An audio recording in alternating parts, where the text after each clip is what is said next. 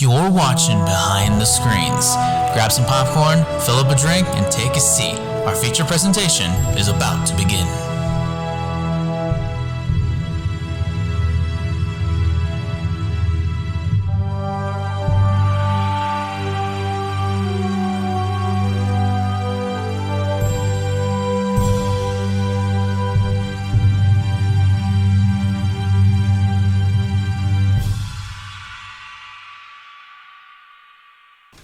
Good morning, good afternoon, good evening, whatever time zone you may be listening. Welcome back to another brand new episode of Behind the Screens. I'm Chris Chason, and joined as always is my co-host and best friend, Mike Lickowed. Mike, how you doing today, my friend? I'm doing very well today, Chris, and I'm very much happy to be back here for another television segment of Behind the Screens. So, who's up for another trip to the world of remnants? Because we've got to finish up season 2 of RWBY. Yes, we do. We have to do the back 6 episodes, and as you guys remember from our last adventure, season 6 not season 6, we're not even there yet. Whoa, jumping ahead there. Season 2 was a good start. Yep, season 2 was a very excellent start to the second part of a very long story. Let me tell you, with lots of explosions and jokes and weird plot conveniences. And a random food fight. Random food fights, fighting criminals in the middle of dark alleys, finding out friends have darker secrets, but also showing them great love and support. That's the one thing I love about this show. And of course, the wacky shenanigans that comes even with something as trivial and Disney as a prom.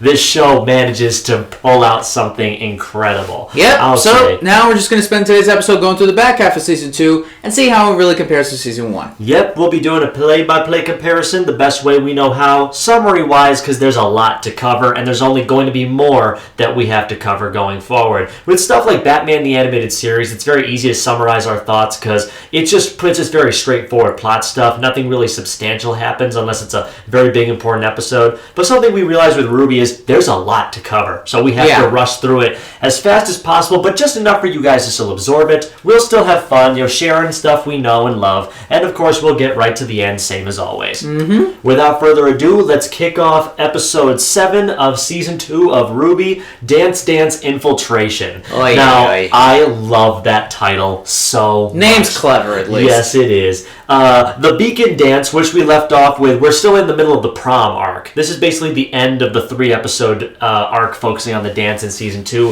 RWBY and Jean are talking about being unable to enjoy the party due to their social awkwardness. They then drink punch in the corner, and of course RWBY ends up addressing the fact that Jean was not able to get Weiss to come to the dance with him. Jean is shocked to find out that, believe it or not, Neptune actually said no to Weiss's proposal. And his thing is like, whoa, I did not see that coming there. You'd think Neptune would jump at the chance, but nope. Oh my goodness, nope. Jean then goes to confront Neptune about this, but his eyes are drawn away when he sees Pyrrha walking up the steps to the balcony wearing a very pretty red dress. Yeah, honestly, Pyrrha's dress is just...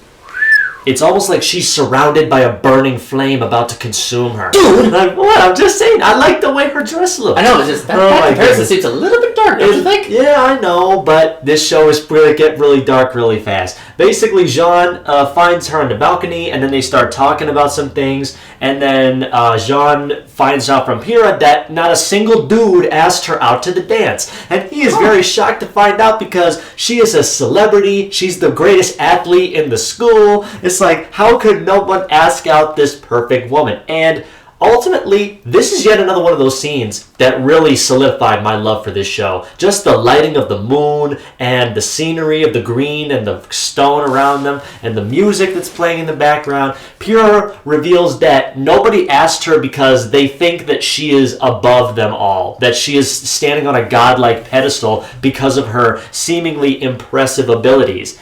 And I kept thinking to myself, it's like, yeah, like she's like put herself like... others perceive her as being too good for them. And so they're too afraid to go up and say, hey, you want to be friends? Because they all can't get the image of her being a warrior out of their heads instead of just being a normal person.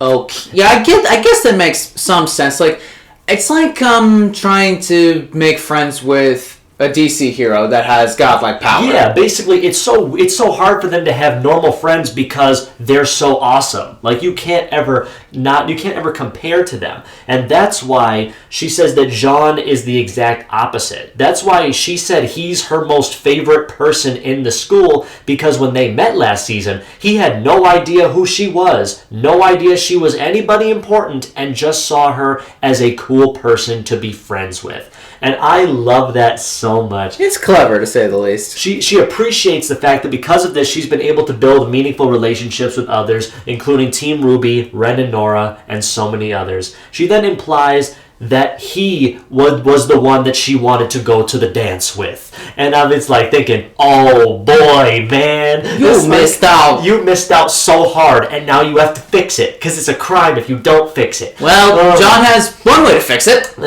Then Pyrrha then leaves the scene, but then Neptune pops out of nowhere, and I do find it funny because Miles and Carrie, the writers of the show, are literally talking to each other in their character forms, and it's like Jean accuses him of toying with Weiss's feelings because he's flirting with every girl at the party except for Weiss, and of course Neptune shamelessly says why he said no to Weiss going to dance, because he has no game. This man can't dance for.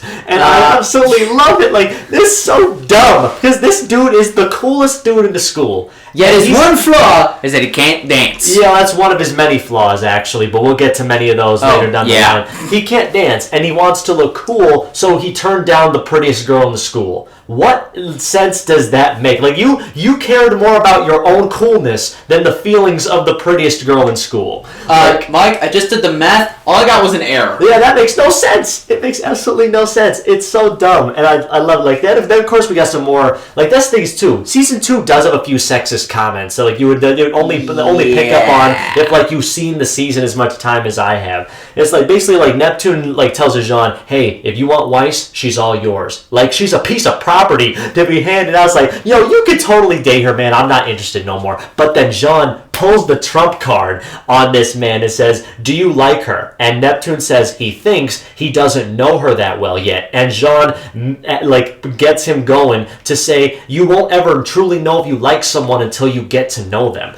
And I really do like this. And reflecting the thing that Pyrrha said to him last episode, because you don't have to be cool all the time. Sometimes you just have to be yourself, and in the end, that's all that matters. And I love that so much.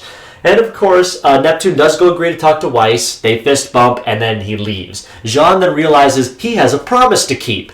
The promise is one of the greatest things to ever happen in this frickin' show. Yeah, remember that episode where John said, if Pyrrha didn't secure a date to the dance, he would wear a dress. Exactly. RWBY and Yang are watching everybody at the dance. And, like, Blake and Sun are slow dancing, and Ren and Nora are just waltzing and knocking everything over. Pyrrha, like, Penny, is dancing all by herself in the corner. Doing the robot, no less. Yeah, it was so amazing. I love everything about that. And then they see Jean come into the ballroom wearing a Cinderella cosplay. And I'm like, when I first saw this, I'm like, seriously?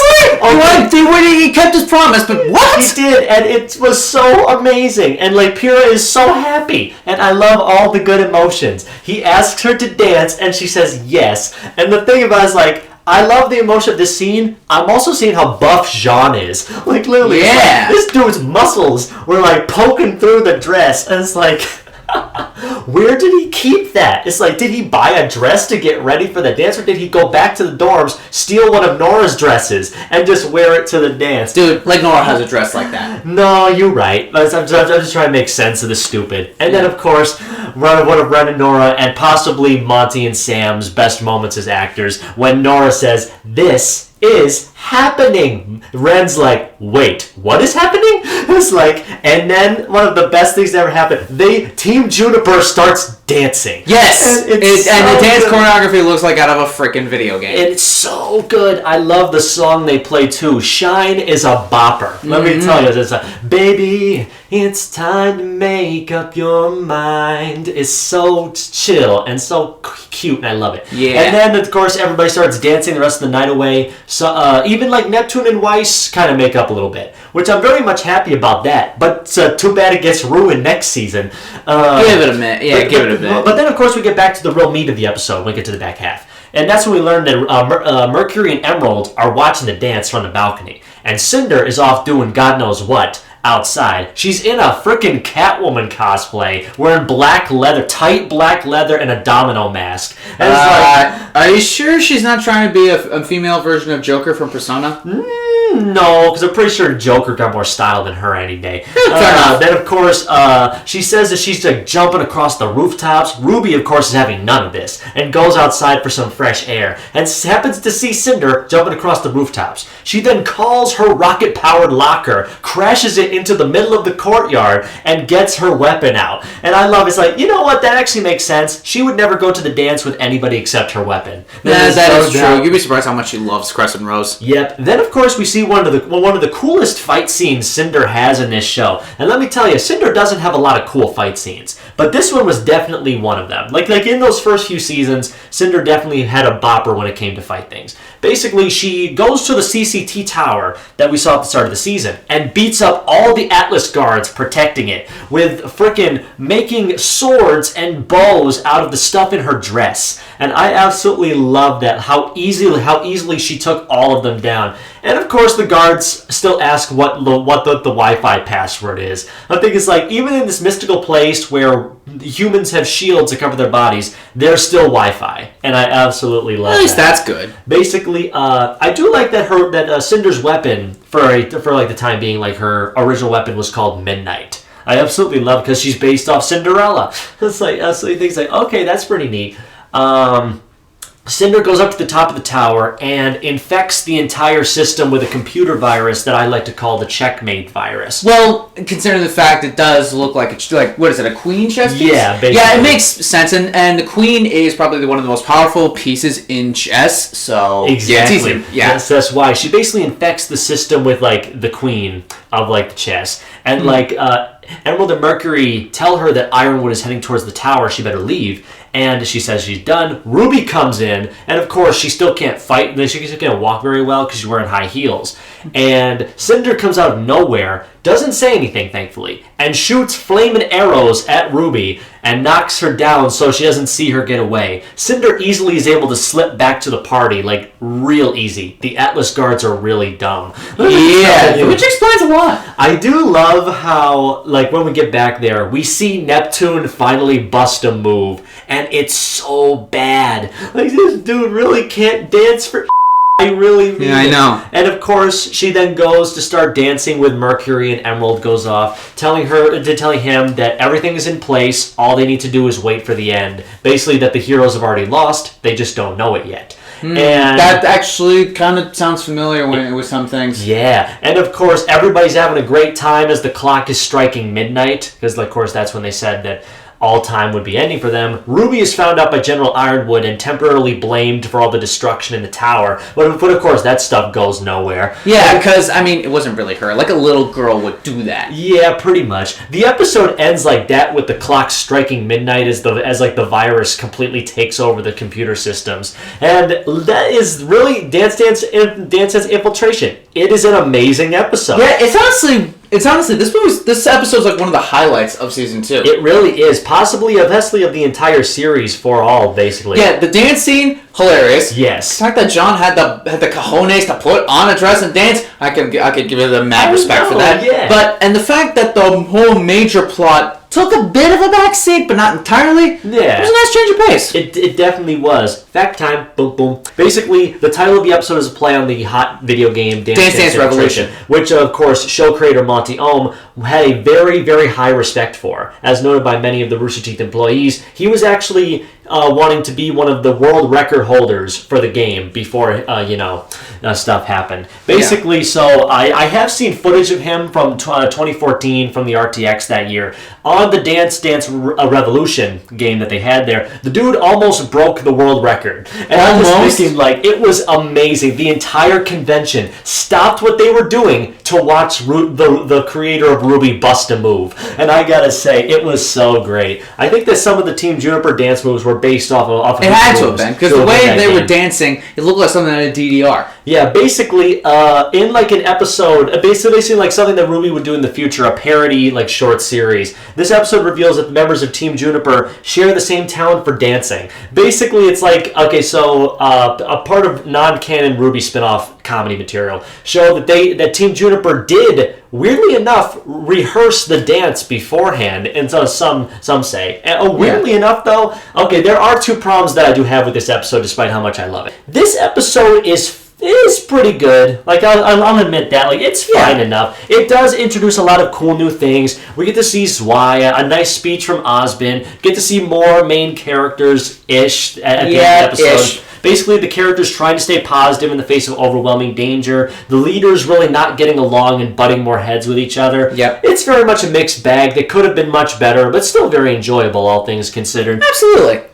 So at the end of the day, I think I would give episode 8 of season 2, Field Trip, a B+ letter ranking. Yeah, I'd say Field Trip is another solid episode. I mean, but coming off the dance episode, it was kind of a step down. I mean, it's not horrible. Like, it's alright. Like, at best, maybe I'd rate it 8 out of 10. I get that. Yeah, this is kind of when the season starts to slope a little bit after the dance, unfortunately. Although for me, it does pick up, even though it like does lose a lot of steam. It does try its hardest to keep the audience's focus. So basically, without further ado, let's jump into episode 9, Search and Destroy. Oh yeah. The episode starts off with Team RWBY standing in front of Dr. Oobleck as he very quickly talks off what the parameters are going to be for the mission. I can't tell you what it is because I didn't understand a word of it, basically. But this guy talks fast. Literally fast. I love Joel Heyman's acting. This dude is so... Are you sure he was not on caffeine when he was doing this? I mean, I would bet, like, if he wasn't, that's even more talented. Yeah, besides, Oobleck played a Twitchy from Hoodwink. He's like, I don't drink coffee. But yeah, like, basically, exactly. He then says that they'll be going with him to the place where it's set on the map.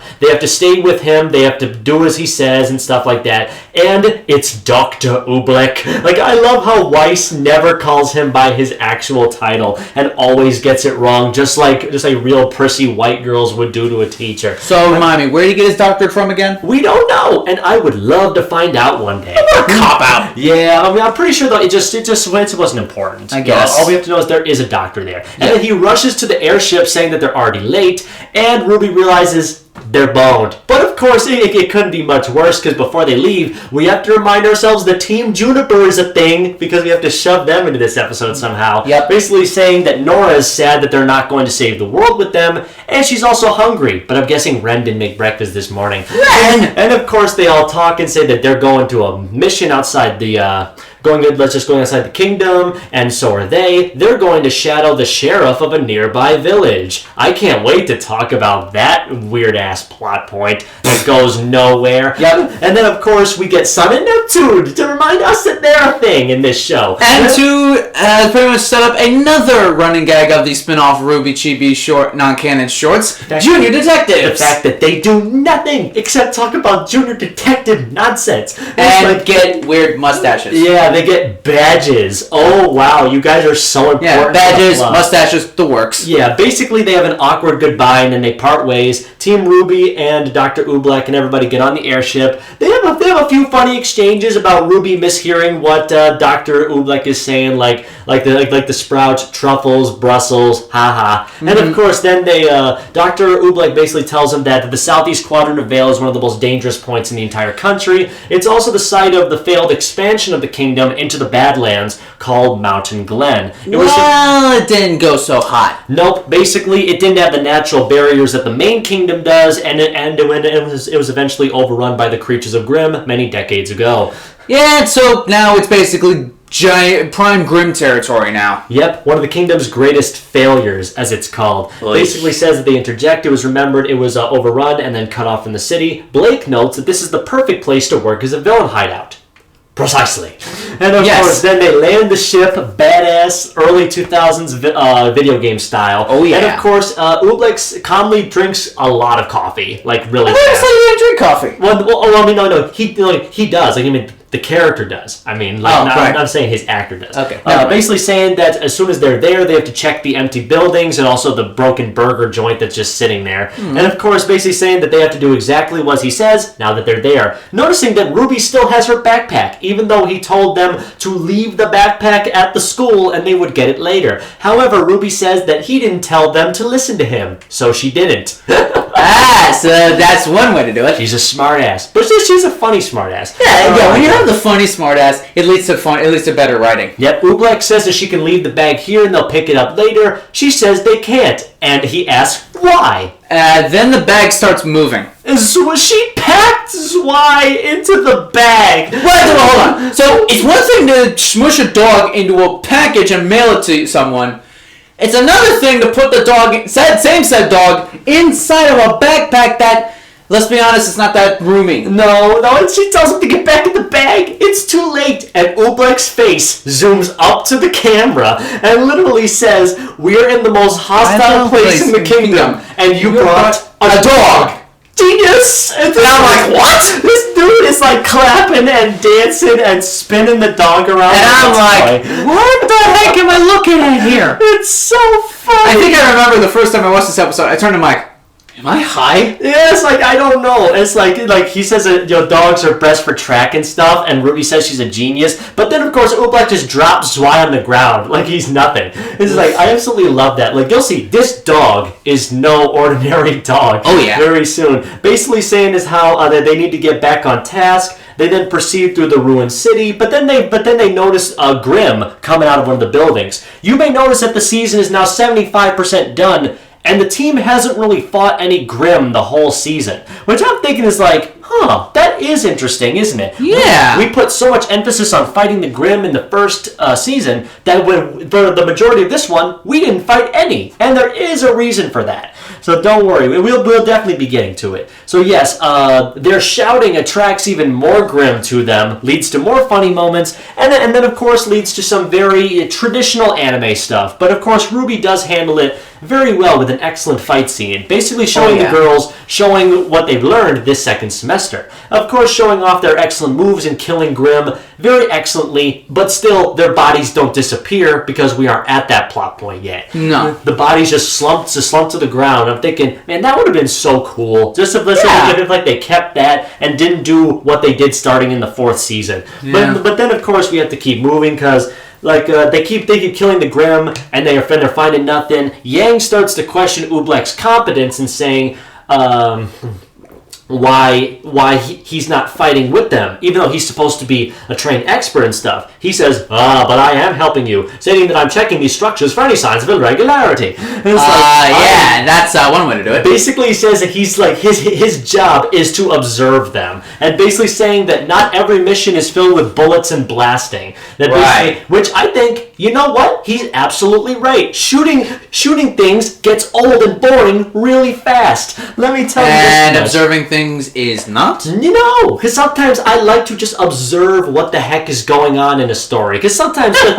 sometimes the things move way too fast. And that's why it's like a fast blur motion comic that you don't want. Yeah, basically that's why I love shows with excellent world building. Because I want to know what's happening. I want to know what's investing. I.e. this show. Yeah, basically saying that, and he basically said that he's analyzing and making judgments, emphasizing that the mission is to search, and search first, destroy later. So search and destroy. Okay, that's nothing new. Now we get into more stuff that basically just wastes time. The first half of the episode is definitely better. There's 3 parts there to like episode 9. The middle is definitely the weakest, I'll definitely say. Yeah. Basically, Oobleck starts asking why the girls want to be huntresses, even though the audience already knows why they want to be huntresses, but they still ask us anyway. And of course, they think that Yang wants to fight. No. What do you want to become a huntress for? Saying that she's a thrill seeker. She wants to travel the world and get into as many crazy skirmishes as she can, and if she can help people, it's a win-win, Okay, then we go to Weiss. And why does she want to be a huntress? Because of the family name. She has an honor to uphold. And if she can help people by also keeping her family's name in good check, then it is her duty. And it's like, okay. And then we cut to Blake, who is doing cool things. I really do like that when she busts open a door, shooting a bunch of grim birds, and then they fall to the ground. Yeah. Oobleck asks Blake why does she want to be a huntress, because she's filled with so much passion and purpose. And of course, it's one of the most generic statements I've ever heard coming from a character. There's too much injustice in the world to stand by and not help. All these different injustices. Somebody has to stop it. But then Oobleck asks, how do you stop racism? And she has no answer. Well, that's a hard... Actually, to be fair, though, that's a hard question to answer. I know, but it's like, you ask someone who's 17, who a few weeks ago was so passionate about what they wanted to do with their lives, but then when you ask someone who is 17 what they want to do with their lives, 99% of them will have no clear answer. Either that or no real plan for their end goal. They come up with the end first and then get to it eventually. And I think Yeah, which I think is like, okay, then after all that stuff is out of the way, basically after they've killed a bunch of stuff, also the fact that Ruby dangles a turkey over Zwei, which is amazing. That's funny and cute. Get the ticket! Get the ticket! And afterwards, they finally set up shop in an abandoned building while him and Ruby go walking around the city. They then see a bunch of elephant grim off in the distance, and Ruby's first instinct is to shoot them in the head. It's like, seriously. And I do love the concept they introduce here. The longer that the Grimm are in existence, the more intelligent that they become. They become aware of what they are and who the humans are. And they learn about stuff. And the fact of the matter is that, of course, one, Ruby can't kill the Grimms with her sniper rifle from this distance. What if they attack? I mean, they're monsters. They're a threat.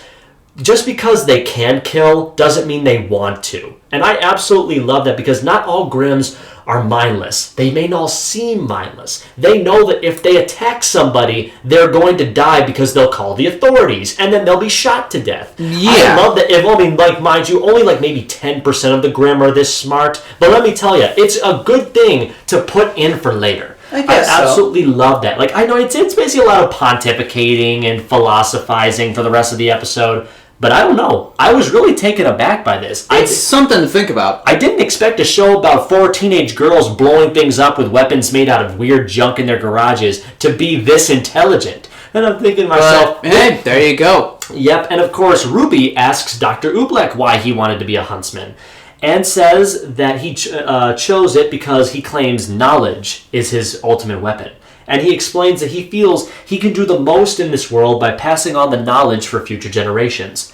I guess that's one way to do it. He finishes by saying that there is nothing else in this world he would rather be than to fight alongside the forces of good to prepare for a better tomorrow. And I think I love this guy so much. So much respect. Because most of those teachers in media are the worst. Let me tell you, like, they're condescending, they're idiotic, they're stupidifying. And let me tell you, like, they're only written that way because the writers had sucked teachers years ago. Yeah. Monty clearly had respect for the teachers who failed him out of high school. But of course, he didn't like what they were saying about his like passions and like his life goal, but he still knew why they were doing the things they did. And I can really much respect that. Yeah. Honestly. Then of course we cut back to the girls around a campfire. Basically Blake and Weiss and Yang are huddled together. Their morale is the lowest it's ever been in the show. I don't know why. They've just been very like depressed the last couple episodes. You just had a dance. You were yipping and shouting about how your life couldn't be better. I just think that the emotional high really went downhill after having something like that. It really do be like that in like high school though. You had the best time of your life with all your friends that you think it'll last forever, and then one day you wake up and you're not young anymore. And I love that message about this season. Very much. It says it right there in the frickin' opening title. Time to say goodbye to their youth. And I love that. It gets even better in episode 10. But to end the episode off, he says, "Who wants to take first watch?" RWBY says yes. They all run around and zip away. The thing is, RWBY was never asked why she wanted to be a huntsman. And of course, we'll find that out in a later episode. They then go back. Blake, Weiss, and Yang are settled down to go to sleep, looking even worse than ever. RWBY then looks out over the ruined cityscape while petting Zwei and saying that things will always be better tomorrow.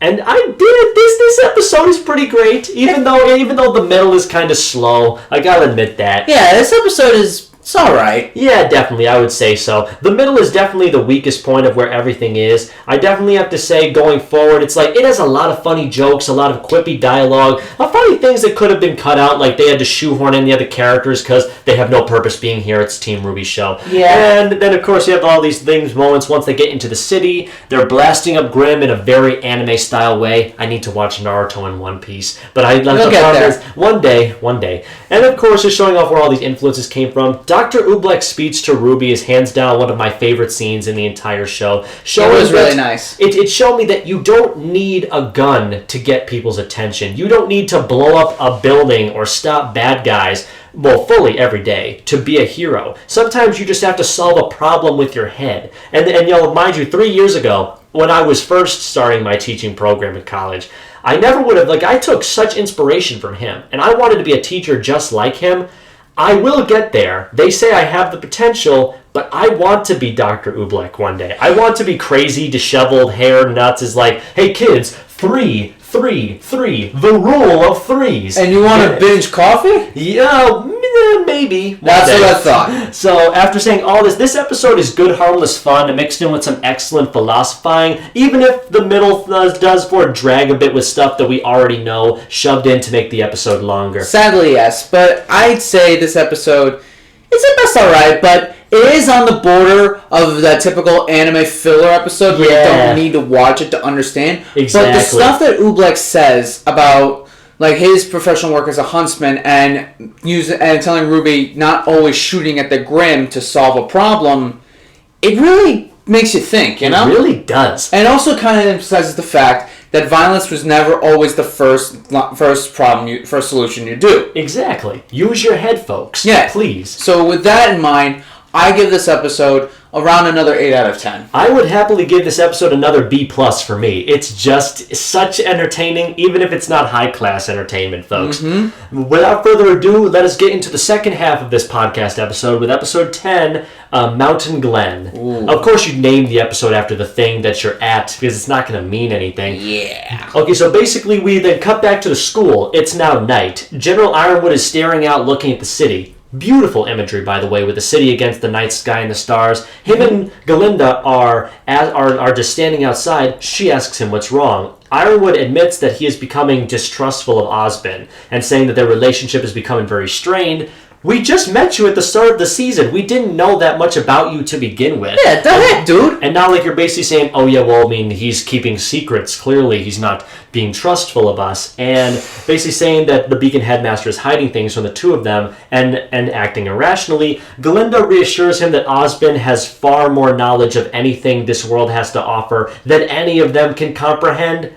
And yes, they are correct. I can't tell you how, though. And, of course, what happens is that she does give him an ultimatum, though, saying that if he's so passionate about being trusted, maybe he should start trusting people for a change. And it would take a very long time, but her words would breach his metal skull, although probably breach them a little too late. But then, of course, we will get to it. The scene is nice, but it's ultimately pointless. Yeah, pretty much. Then we cut back to Mountain Glen. Yang is still awake and is pestering Blake and Weiss about stuff that the motivations for their huntress's studies, as, of course, RWBY keeps watch. Finally, Weiss explains that she is aware of all the shady crap that her father has done to the company after seizing control since her father became CEO, and the real reason she wants to be a huntress is she wants to change the direction of her family's company for the better because her father has basically ruined it with all of his racist and bigoted remarks toward the Faunus, as well as all the slave nonsense that he's been doing to the workforce. I get that. And I really do think that's awesome. She joined the military to make a difference.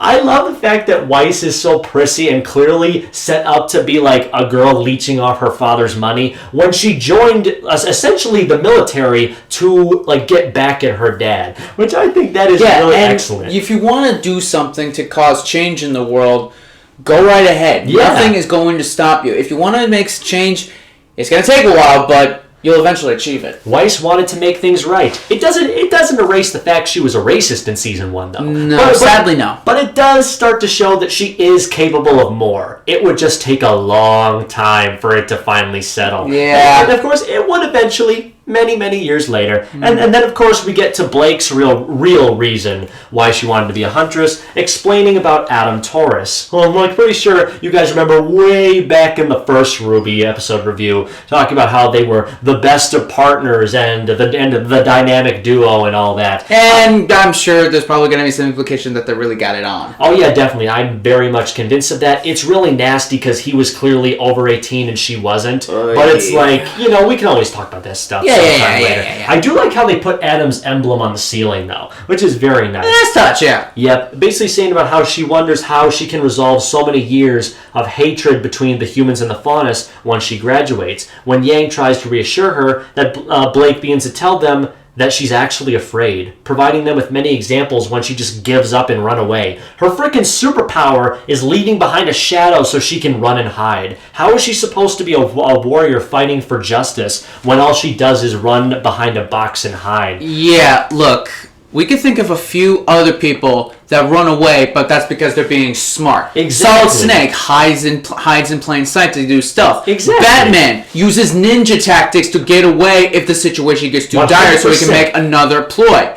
Blake is just acting like a scared little girl here. I mean, I don't want to say she's bad, because it's like, everybody says she's the weakest of the 4 girls. I mean, I don't think so. No, but I do see where they're coming from. Like, sometimes she can be a bit too whiny, but I get that that's because she's under a lot of emotional strain. She just got out of a very abusive relationship, and she's very concerned about her future. She isn't. Aren't we all? Yeah, she's not confident in herself yet. Yeah, but you think all the whining would go to Weiss, but that's a whole eventually. That's a whole other can of worms. Yang does admit something very nice right here, basically saying that unlike RWBY, who has been dedicated to helping people from the moment she was born, Yang herself simply enjoys the thrill of adventure and thinks that enjoying yourself is better than helping people. And it's like, yeah, it really, that does fit into her party girl blonde character. Sounds about right. She wants to have fun first and help people second. And it does seem a bit shallow, but at least she's being honest. Let's be honest here.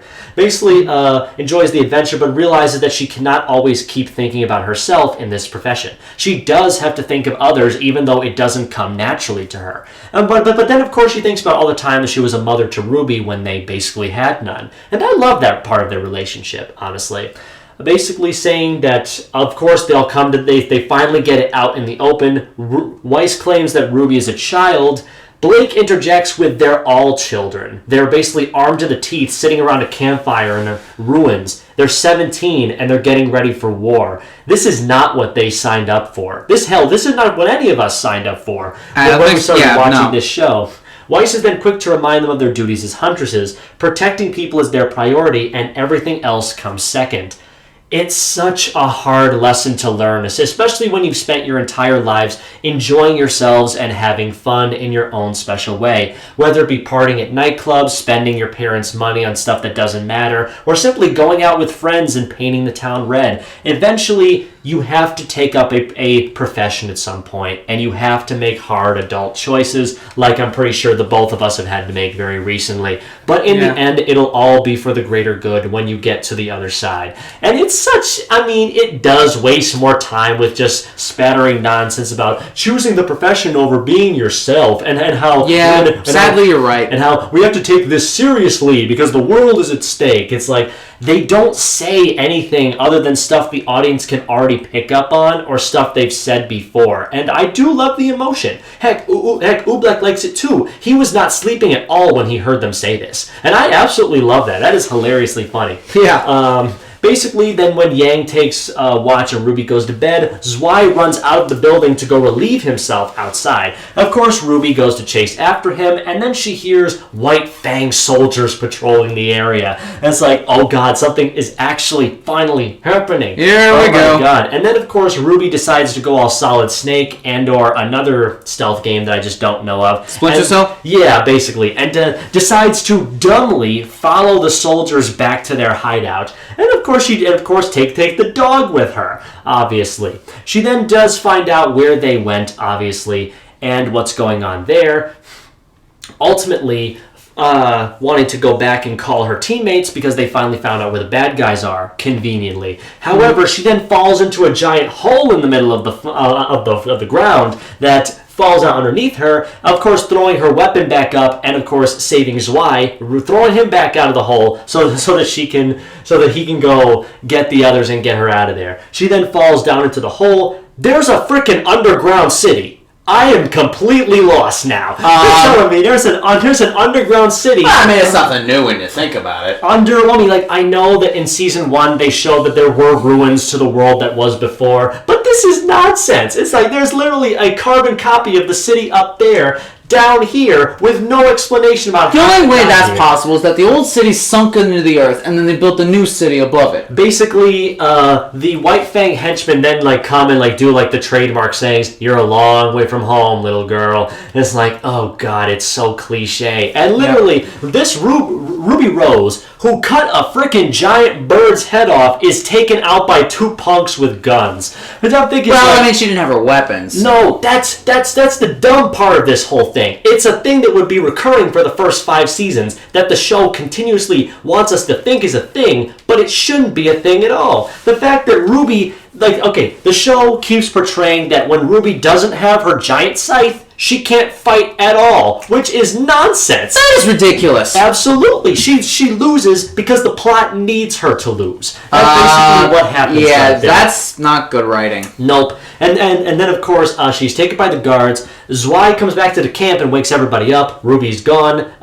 Jimmy fell down the well again. And then, of course, they all go back to where she fell, seeing that everything is trying to return to normal in a sense. Dr. Oobleck tells the students that RWBY might be in trouble. No!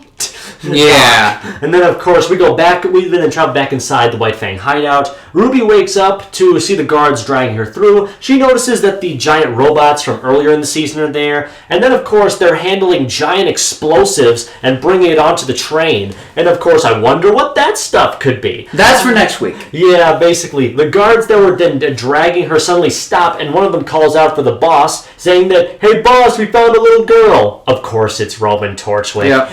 It's always Roman Torchwick. And I think it's like, yay, he's finally here to make things awesome again. Oh my goodness. And I love his deadness. Like, that is bad. It's like, I love that. And then, of course, we cut back to the upper place where they find the site. They find the giant hole. Then, of course, they then find out that after the village was overrun by the Grimm during the initial failing of Mountain Glen, the inhabitants retreated to the tunnels under the city to start the city over. They literally built a city underground with artificial light. How the hell? This explanation is so quickly said, you don't think about it until it's over. But if you've heard it 5 or 6 times, like I have, it makes no sense. Yep, same here. And of course, I will explain why all this is happening in the next part of this podcast. But basically, then they reveal the cave-in. Another group of Grimm were hiding out in the tunnels under the ground, took out the second city too, and everybody was just gone. They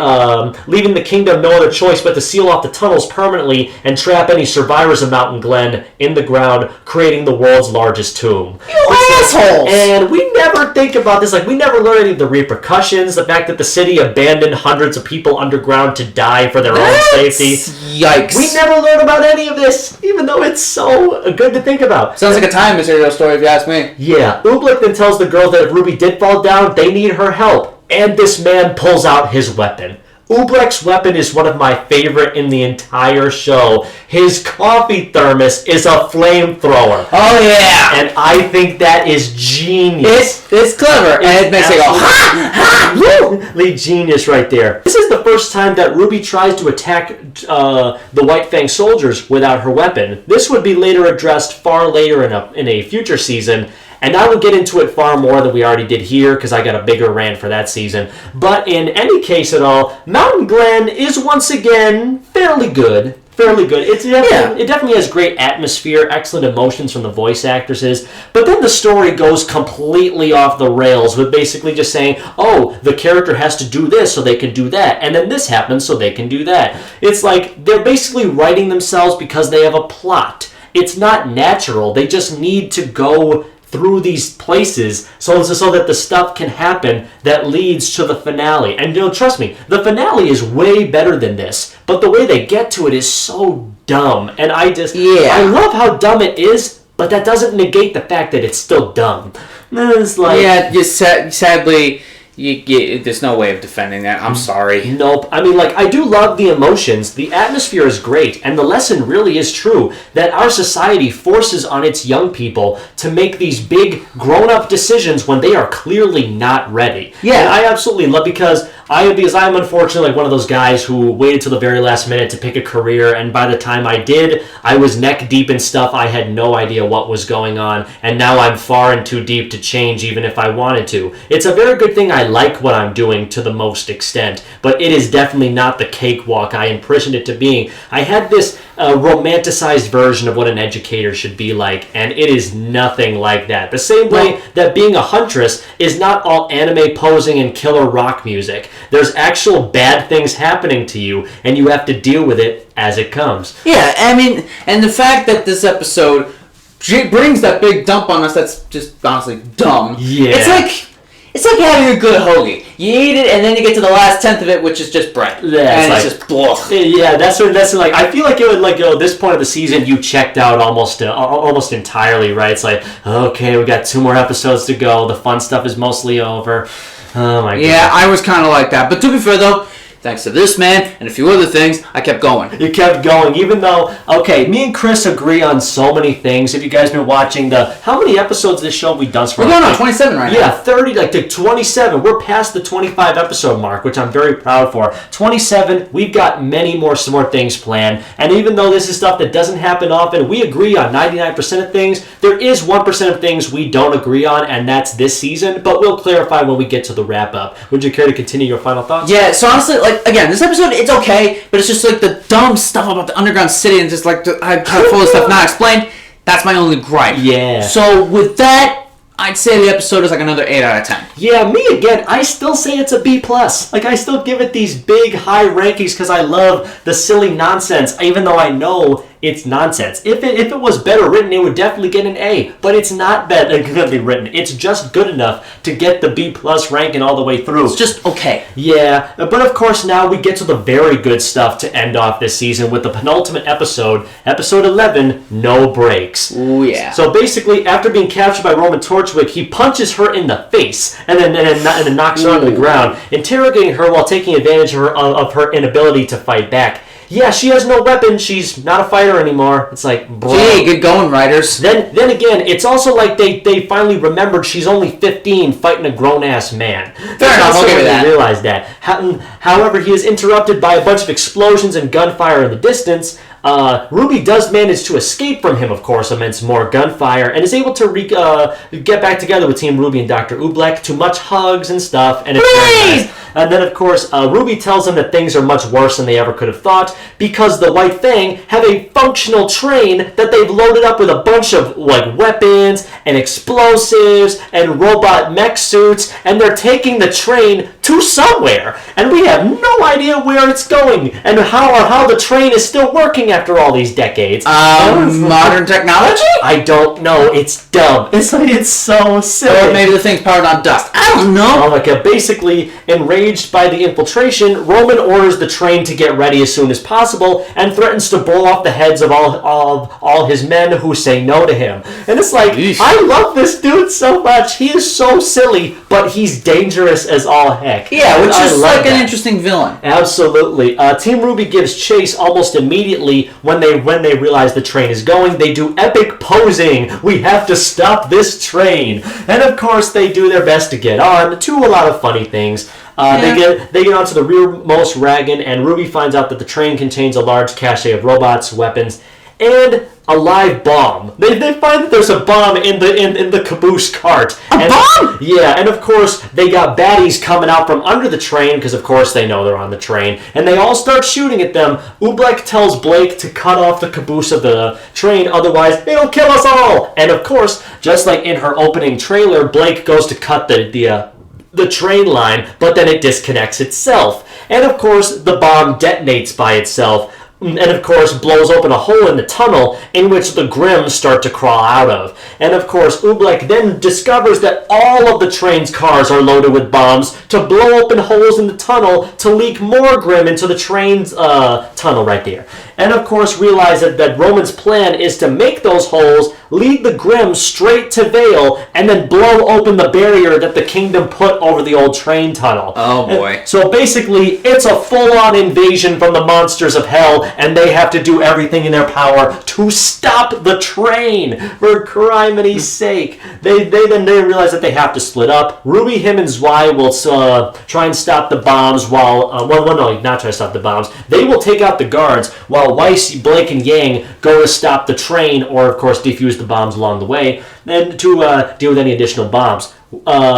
Basically, Weiss, Schnee, Blake, Weiss, Blake, and Yang go into the train, but then again, they don't find any bombs. They basically just forget about the bombs after a while. Yeah. They put so much emphasis on them blowing up the frickin' tunnel, and then after the last bomb blows up, we never see any more. It's almost like they just had to throw in exploding train cars for some reason. And then, so basically, it's like, I'm sure they told him, okay, I think we had enough of making fun of Michael Bay. Let's just get this over with. Yep. Beginning with, because frickin' they meet a series of oppositions in the train cars leading up to the central control panel. Neo is, of course, on the train. Of course she is. Let me tell you, the lighting in this train is really mysterious. It is. I love the blue light. It kind of reminds me of like freaking Cowboy Bebop, like one of those fights in that show. Yeah, if you haven't seen Cowboy Bebop, is it on Netflix? Yes. Yeah. The anime is. Please. The anime is. Basically, Yeah. Yang then stays behind to take out Neo because he thinks that she'll be easy. She's like 4'8" or something. Or of course, like maybe like go 5'2". It's been a while since I've seen her stats to buy her team enough time to take out the train.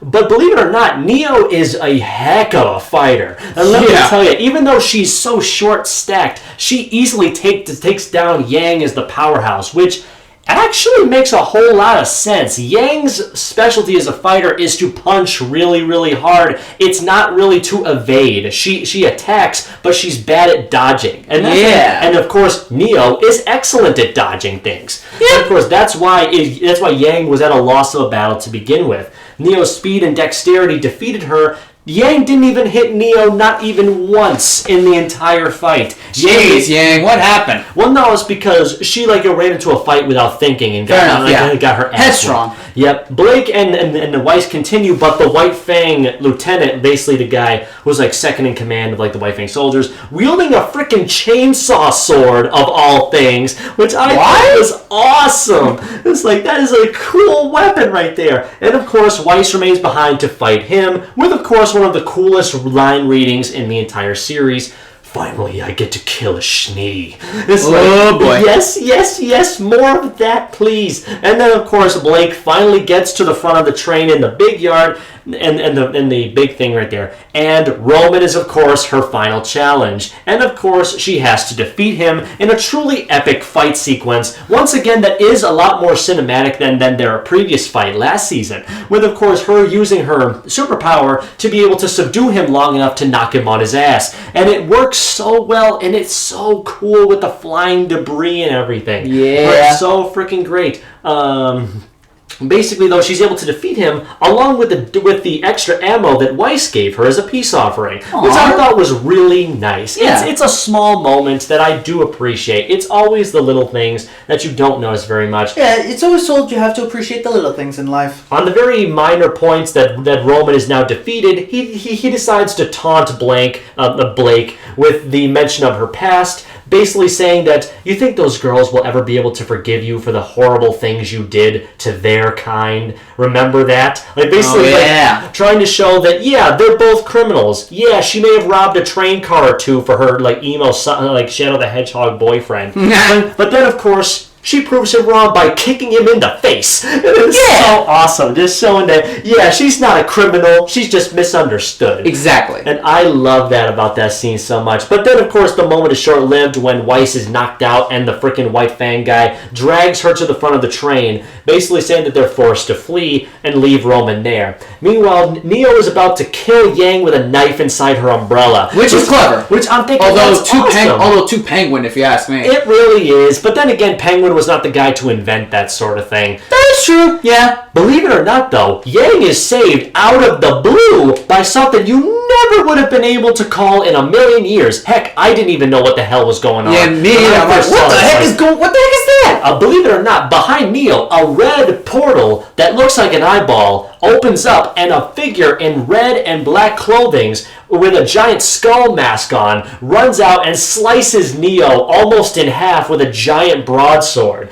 And this person is amazing. I'm like, what the heck am I looking at here? This person looks awesome. And of course, Neo, I don't know if Neo knows who it is or not, but like either way, she dips out. I think she was just scared at how like she could possibly lose with this woman. Yep. And of course, the woman in red looks down at Yang, nods, and then opens up another portal and just leaves without saying a word. Not even a single word is said. It makes you think, what just happened? Yang opens her eyes, and she does seem to recognize the woman in red and black. And you have to wonder, I wonder what that's all about. That's probably nothing too big. Yep, and then of course, with all the enemies defeated, they have one problem. They can't stop the train in time because the destination is coming up really fast. Crud. RWBY and Oobleck decide to part ways as Oobleck and Zwei team up to take down the giant robots as an amazing team, with frickin' Oobleck launching Zwei like a baseball on fire with his bat that is a flamethrower. Yeah, he fires, and Zwei's like, woohoo!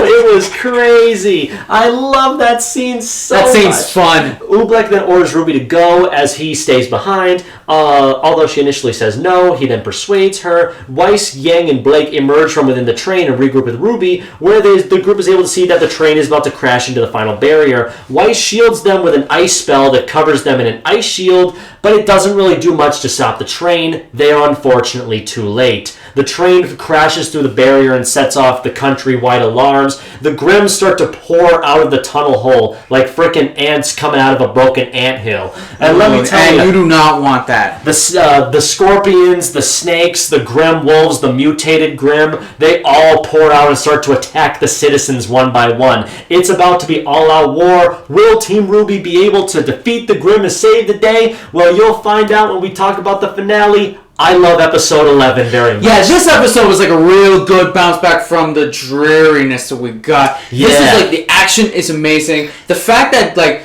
like you said, with the lighting on the train is so mysterious, and the fact like just like all of it is just it's so amazing to look at. I know, it's excellent direction. Some of the best television directing I have ever seen in a long time, my friend. One of the biggest inconsistencies about this episode, despite the fact that I think it's one of the best in the entire series, there is a big flub right here. I cannot get by the fact that there is a working train in an underground city only a few miles out from an actual working city, and that the train can still go to the city from underground. It's like, it makes no sense at all, like how they've been able to get this stupid thing rolling. And I came to the very difficult conclusion with the discussion talks of many other colleagues.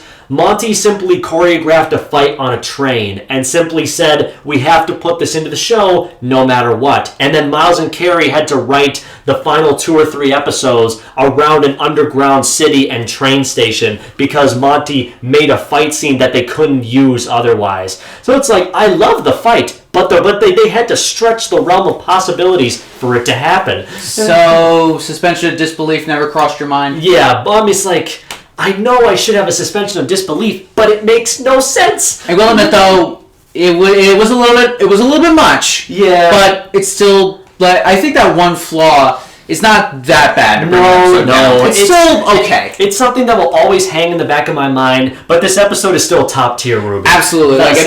For me, me, rate-wise, I rate this episode around 8.5, almost a 9. Absolutely. The fight scenes alone, the direction, the voice acting, what little there is of it, showing just how radical this show can definitely get from time to time, showing off amazing fight sequences that would become instantly iconic, as well as the last time that Weiss would use time dilation. It shows that, hey guys, we'd want to see her screw with time again. It was really fun for 2 or 3 episodes. Please do it again in the future. And as of right now, over 100 episodes in, we've never seen it again 8 years later.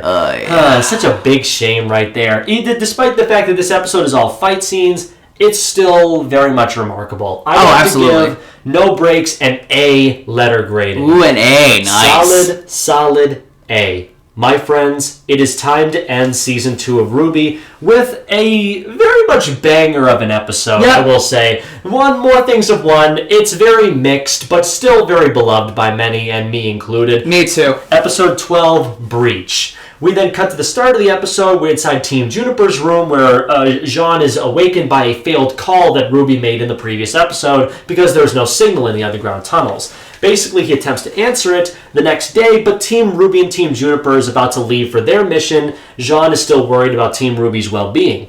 Basically saying that how I do love the dialogue that Team Juniper has in this. It's like, yeah, they're such a B team, and they're not that important, but God damn it, I love them. Yeah, you can't go wrong. Of course, like Ren and Nora's exchange, we're gonna be deputies. I love that. Especially saying that then suddenly the frickin' alarms start blaring in the city when the train breaches underground. Jean says, Ren, we'll make it out to that village another time. Okay, I will drop the plot point on you guys right now. Season 3 had a lot of production difficulties, and a lot of that included shoving a lot of the plot points around. Whereas, so, the original story of RWBY was very much interrupted by the effects of the production of the following season. So much so that village that Ren and Nora wanted to visit so damn badly was going to connect to their eventual backstories, but then they retconned that so that the village was in an entirely different country and not just a few miles away. Yeah, we'll get more into that when we get to Volume 3, but for now, yeah, this was kind of a mess. So, yeah, basically it's like, it's not their fault. They ran into something that basically forced them to reshape their priorities, but still, it does make the ending of Season 2 feel a little head-scratching. A little bit. Especially once we get to the stuff going on. They then run inside the thing and then fly into the city. Emerald, Mercury, and Cinder see the alarms blaring too, realizing that the invasion was not supposed to be for another couple days. However, Mercury asks Cinder what do. Cinder just looks at the carnage about to happen and says nothing. Says that, okay, we'll just push the invasion up a couple weeks. It's fine. And of course just says, does absolutely nothing. Oh my goodness. And then of course we get into the city. Team RWBY is surrounded by hordes of Grimm. And of course, a very intense fight breaks out that lasts 2/3 of the frickin' episode. Oh yeah. And of course, I couldn't help but saying when I first showed you this scene way back like 2 years ago, Huntresses, assemble. Yeah, this episode is basically like their take on Avengers. Which I thought was so cool. It was nice to watch. I called it the Battle of Vale, which I think is very, very fitting, I think. Together they managed to stand their ground against the Grimm. However, one of Yang Xiaolong's maneuvers causes her to be smashed into the ground. RWBY finds herself no match for a giant snake. Thankfully, Nora is able to arrive, riding on her rocket-launching hammer, and smashes the snake's head in. And it is so freaking amazing. My God. I love it so much. The rest of Team Juniper arrives and disbands. Together, they defeat large numbers of Grimm. Jean is even able to take out a giant bear by himself without Pyrrha's assistance. You go, Jean. It's showing that he is improving. He's getting there. I love that. He's not a anymore. Yeah. Well, not much of one, but I'll just still say. So they continue to defeat them. Jean recalls his previous victory against the Ursa Major and delivers the final blow. Pierre is very proud of him. Sun and Neptune appear on the scene and say they're junior detectives, and they do nothing else. They just stand there with their mouths open like, should we intervene? Should we do something? Well, should we do something? And we should do something. No, and then suddenly the freaking General Ironwood's airships come in, guns blazing, to save the day. Because of course General Ironwood has to save the day with his giant toys blasting at the Grim from the sky. It's cool. It's nice. But kind of ruins the illusion a little. Yep. Okay, here's another flaw I'll point out this episode. Emerald, Mercury, and Cinder arrive in the city, where Cinder orders her allies to fend off the Grim to make them seem not as conspicuous. Basically so that they can blend in and keep their cover of being good guys. The problem is, Cinder doesn't fight against the Grim at all. She just hides in the shadows. The reason why, this is gonna be something that we do in like a future season. Cinder doesn't interact with any of the main characters in like the first few seasons. She is one of the main antagonists. She does not interact with any of the characters. It's weird. Except for RWBY, because for obvious reasons. Yeah. But the reason is, she's out in the open, wearing the same clothes that she used to help Torchwick rob the ammo store in season 1. RWBY would have immediately recognized her if she saw her in those clothes. But since Cinder is not at the battle, nobody ever notices. Or the fact that Mercury and Emerald are wearing their villain costumes and not their civilian good guy disguises. So the fact that nobody points out that they're bad guys is so baffling. Well, to be fair though, they haven't made themselves known as bad guys yet. No, I know. I mean, and of course, to be fair, Mercury did wear his bad guy outfit while fighting Pyrrha in episode 5. So it's not like those are their clothes.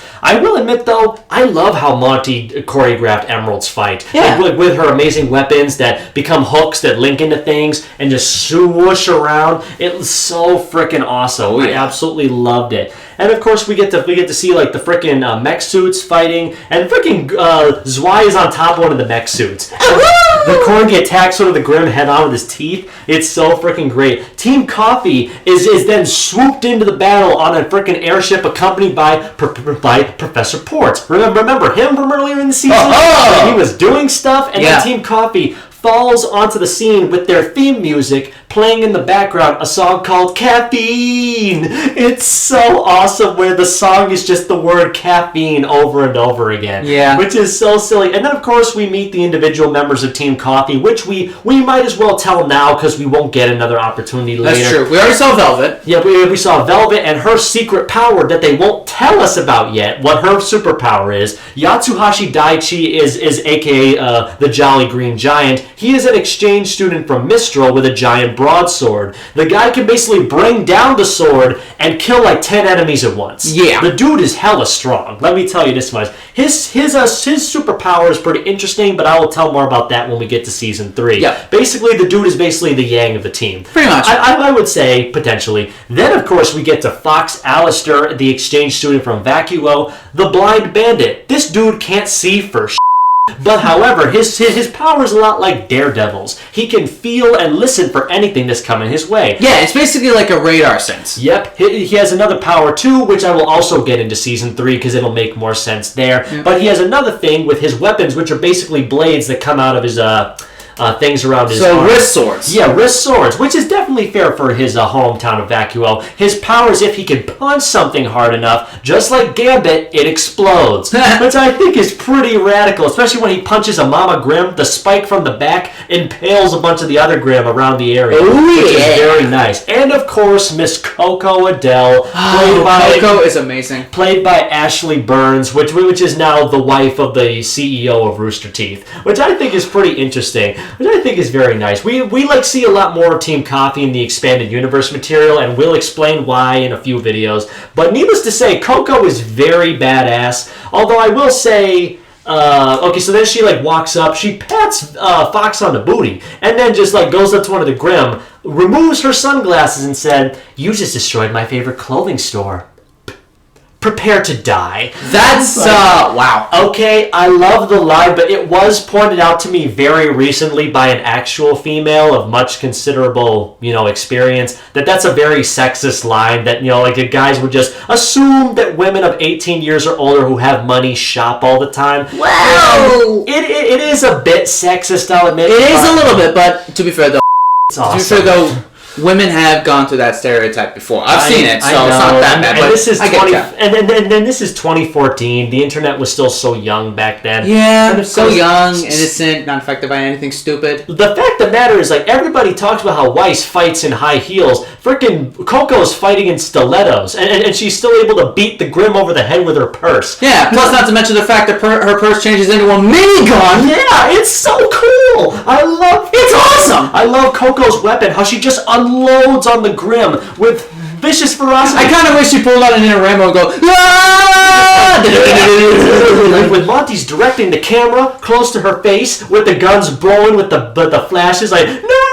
Yeah. Excellent. Absolutely. But of course, then again, that's not really in Coco's character to lose her cool. Sure. She's supposed to be cool and collected. Blows a bird out of the sky, and it crashes behind them in what's clearly meant to be a poster shot for like a frickin' trailer right there. Oh, yeah. I can definitely drop it on you guys here as we go near the end of the episode. Monty came up with the idea of Team Coffee on a fly during one of his no sleeping days when he was making this series. Basically thought, I'm hungry. Made himself some food and then came up with the rest of Team Coffee because, they already had Velvet planned out. The rest of Team Coffee based on the food he was eating. Which I'm thinking that's crazy. Like, obviously Cocoa is hot cocoa. Velvet is red velvet cake.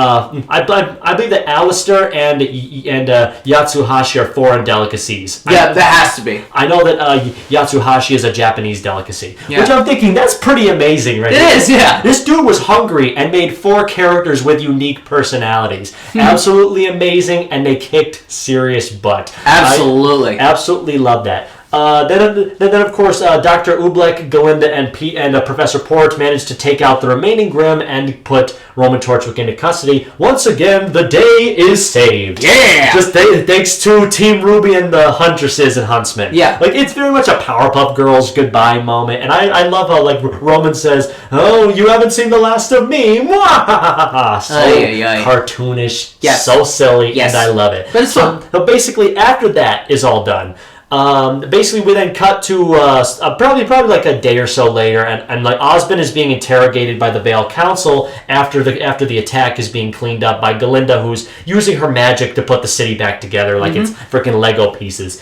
And the council is worried about the recent events, reprimands Osmond for his poor leadership skills, and appoints General Ironwood as head of security for the Vital Festival. Later, and of course they say that after the Vital Festival, they're actually considering removing Osmond from power. Which, of course, that does not sound great. No. Especially when, of course, Ironwood says that, "You can trust me, I will keep our people safe. And, of course, you brought this on yourself." It's like, man, you guys are, like, terrible friends. Let me tell you, it's like, I know that, like, Osmond was horrible, but you jumped at the first opportunity to steal his job. Yeah, the heck, James? Yeah, literally. Then we cut to another pointless scene of General Ironwood looking up at the tower, which is a very nice one. Then, of course, we cut to him talking to Torchwick in his cell, wasting time asking, who is really behind this masterful scheme of events? Me. Roman just says it's him, and nobody believes that, not even for a second. Yeah. And of course, General Ironwood says that Roman Torchwick will remain in his custody on the ship until further notice, and Roman couldn't be happier about that. And we will later learn why he's so happy to be arrested next season. Yeah. But of course, we then cut to the final scenes of the episode where First and foremost, Team RWBY is now sitting on the edge of the helipad, looking out over the city of Vale as it's being rebuilt. They're basically wondering a bunch of stuff all at once. Basically, there's like a scene down watching the sunset. Weiss asks what they are going to do now, and the group decides to go to bed. But of course, not before they say, "Hey, a bunch of stuff just happened. Are we going to like investigate further?" And they're like, "Nah. Torchwick's in prison. Our job is done." And I realize just how dumb this ending is. And of course, they're seeing, like, especially when one of them says, "Not every story needs a neat and tidy ending." Every story needs a neat and tidy ending, otherwise no one's going to want to keep wanting to read it. Yeah, dude! Because like, so basically they're like, oh yeah, we filled up this episode with 67% of blasting guns and stuff. We have to basically wrap up the episode as quickly as possible, make it seem like character development happened, and then hope that the people come back for season 3. That's one way to do it. Yeah, literally, and Yang just falls back and just is like happy that everybody's here. Weiss wants extra credit. For what? You didn't do anything. Like, basically, yeah, you did your job. You want to be paid extra for doing the job you already do? Dude, that's just... like... Which, of course, it's a nice ending, all things considered, but man, is it head-scratching if you think about it for more than a few minutes. Yep. Cinder, Emerald, and Mercury look atop a rooftop, which is very consistent when there's soldiers everywhere. Yeah. And, of course, in the broad daylight, and talk about how the plan went just as expected, even though you people never intended for any of this to happen. And but then, of course, Mercury brings up the point that, yeah, like half of the White Fang soldiers died in the tunnels. Are you sure that the rest are going to listen to them when they need to do their big thing? And, of course, who else shows up but Adam Taurus comes out of nowhere and stands tall. No, comrades, but they'll listen to me. It's like, yeah, okay. We get set up for the next season, don't we?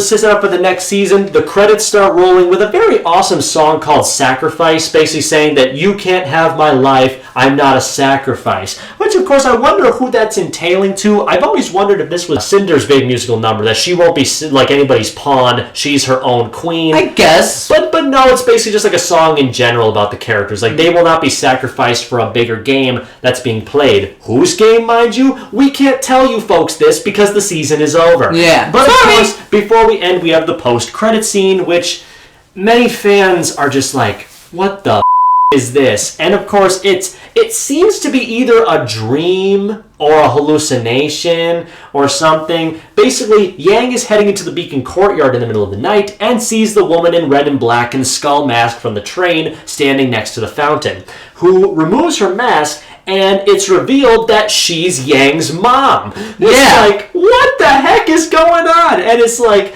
of course, revealing that's basically her mother, Raven Bronwyn, I should probably mention her name now, tells Yang that they have a lot to talk about. The scene cuts to black and the season ends. This scene is never brought up again. We'll get to that. Okay, so basically, I will just drop the facts now so we can dump our final thoughts, all things together. The ringtone of Jean's phone was actually changed.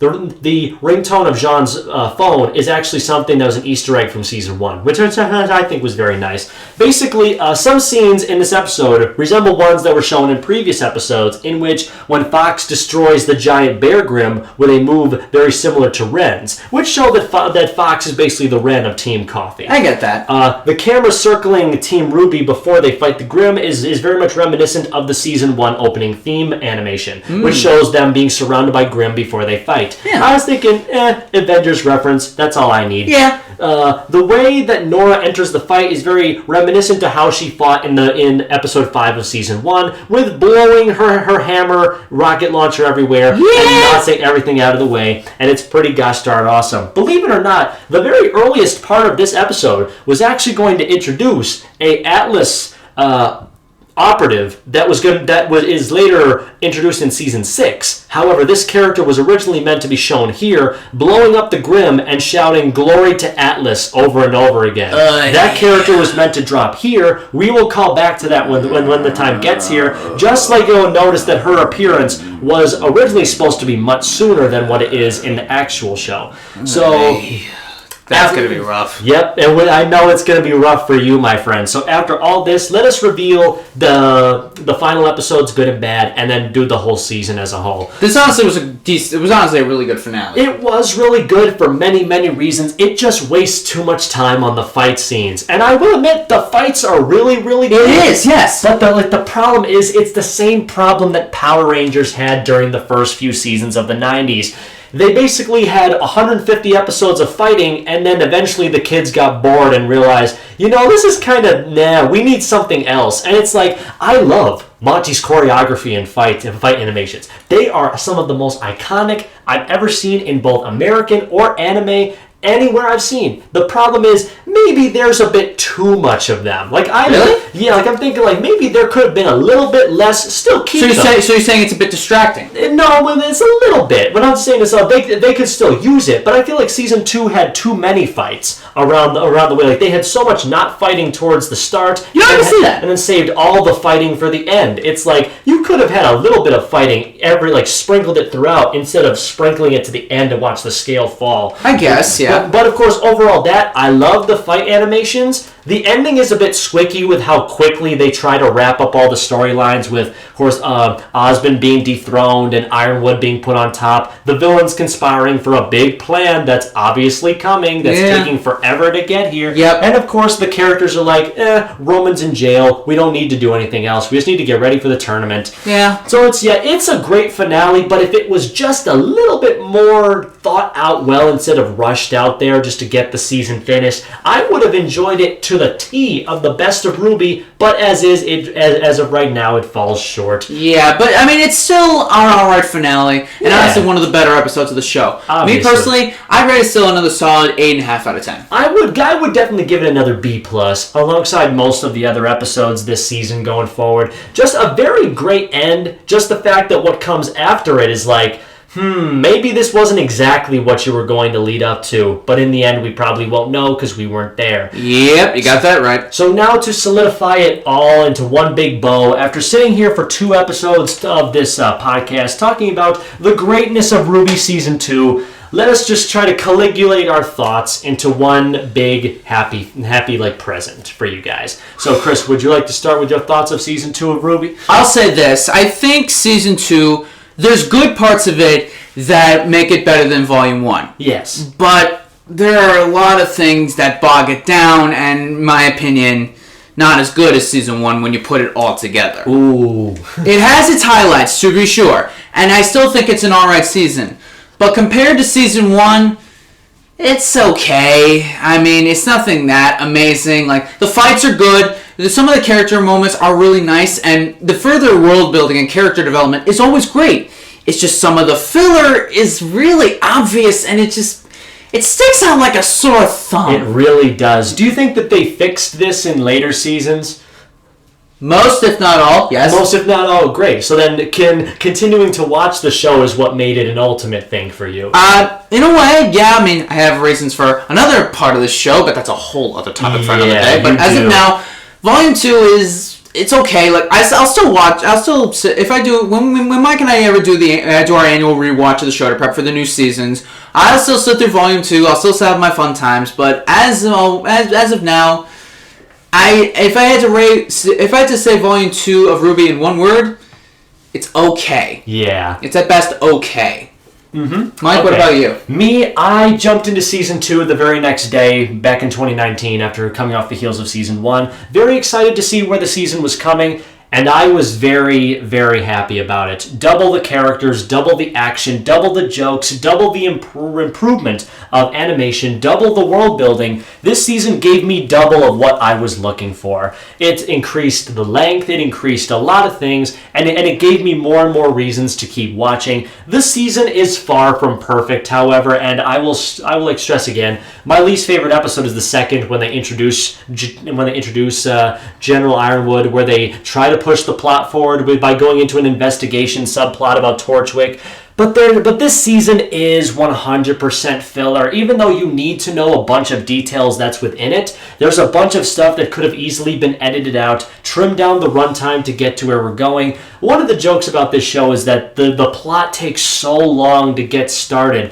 But in my defense, it's just so that you build an attachment to the characters. And I was very attached to all these characters going forward. I love the development they did with Team RWBY. Team Juniper got some excellent shining moments that still ring true throughout the entire 8 seasons. Oh, absolutely. The new characters like Team Coffee and stuff. I will drop this bomb about Team Coffee right now because we will talk about them in Season 3. But in all honesty, they don't really add much to the show except more excuses for Monty to make cool fight scenes. Yeah, sadly you're right. Now, I'm just saying this right now. In the future, they have admitted that they will use Team Coffee for more story elements. But that's not now. The future will of course later contradict this episode, but as of right now, they've done next to nothing except stand there and look cool. And I'll admit it's like, yeah, that's fine right there. But then of course it couldn't be any worse than Neptune. Neptune is solely there to make Kerry Shawcross look good. Basically, being the ultimate good-looking guy he is, lets down Weiss pretty harshly, but then comes back all together in the end. The guy's a very decent actor. The guy's a pretty above-average director, and he did bring himself forward to the RWBY table very well, I think. Yeah. The fight scenes are really excellent. The music is top-notch. The scenery is the best it'll ever look for many years to come. I do like Season 2 a lot. I will admit it is very flawed, though, especially in the back half when they tried... Can't deny that. When they tried very dang hard to stretch out the season to get it to the 12 episodes, they wanted to fill it in, but I still enjoy it enough. It's only like, 2.5 hours for 12 episodes. Yeah. I think that's a steal compared to a lot of other bigger shows, especially superhero ones. So if I was to sum up my final thoughts about all this before we close out everything and get hyped for the next episode, Season 2 gave me twice of everything I wanted and helped me establish the same way that Jean and Pyrrha's relationship was established in this season. Basically, it gave me exactly what I was looking for. Even though I've grown a lot since then, I still will never be able to take back the amazing first week I met these characters and experienced these stories. It basically is it's a very metaphorical and very physiological representation of high school and college. You have the best of your times while still finding struggles, and in the end, it's ultimately up to you what your destiny is. Nothing chooses your life for you. Go out and make your legacy. Oh yeah. Go out there and fix the world your way, and don't let anybody stop you. And in the end, Season 2 for me is still great. In fact, I think it's the second best season out of the 8. Really? And in fact, I do think despite everything, it still holds that top rank in my heart. It's not the best, but we will be there soon enough. So at the end of the day, I believe that dude you finally just heard, our big continental divide, he thinks the season's okay. I think it's freaking awesome. Get used. Yeah, this is a rare occasion. Get used to this. Yeah, basically just don't get used to it. We'll be back to agreeing on movies next week. Our next film will be the 5th installment of the X-Men film franchise released in 2011, X-Men First Class. Oh, we're gonna have a fun time with that one. Yep. But as of now, that's it for Behind the Screens today. Until next time, I'm Chris. I'm Mike. We hope everyone have a great night. Thank you for listening and take care. Stay tuned for next time, friends. Peace.